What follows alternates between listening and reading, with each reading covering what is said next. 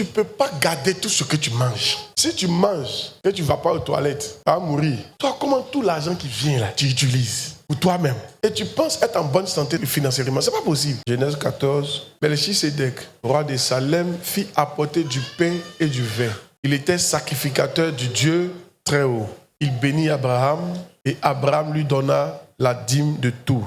Abraham est quelqu'un qui est venu avant Moïse longtemps, plus de 1000 ans en tout cas. Mais déjà, à ce stade-là, il pratiquait la dîme. S'il y a quelqu'un qu'on doit imiter en matière de foi, c'est Abraham. Il est le père de la foi. Il ne faut jamais prendre tout l'argent qui vient pour utiliser pour un projet. Écoute, c'est la fin du projet. Tu ne vas pas aller loin. Même si le projet était 1 million, que tu as eu 1 million juste, il ne faut pas utiliser que ce n'est pas le temps de faire le projet. Vous êtes trop pressé. Quand l'argent vient maintenant, il y a une opportunité, tu prends tout, tu payes.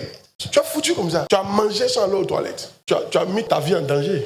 On doit t'hospitaliser. Quand ça vient, tout n'est jamais pour toi. Il y a pour Dieu dedans. Tu dois enlever la dîme. Au moins pour Dieu. Si tu n'as pas envie de donner aux orphelins, tu n'as pas envie de me donner à ton père spirituel, au moins, dîme là, il faut enlever. Il y en a, ça leur fait mal qu'ils donnent à leur père spirituel. On ne donne pas la dîme aux orphelins.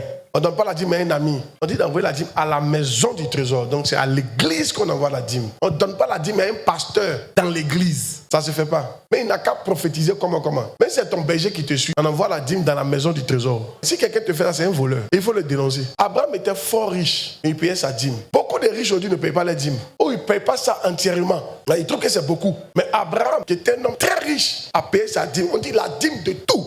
Ça veut savoir que si quelqu'un t'offre une maison, tu dois payer la dîme. Tu rentres dans la maison et puis tu calcules la dîme et puis tu payes un peu. Si tu n'as pas l'argent, si tu as l'argent, tu t'en prends là à la banque et puis tu payes la dîme. Quelqu'un t'offre une chaîne en or d'1 million, ça fait 100 000 francs. Tu payes la dîme. La vérité, nous, on ne paye pas la dîme de tout. Et on se plaint, Seigneur, je paye ma dîme, tu ne me bénis pas. Tu ne payes pas la dîme de tout. Et les gens, ils n'obéissent pas bien, mais ça, ils se plaignent beaucoup.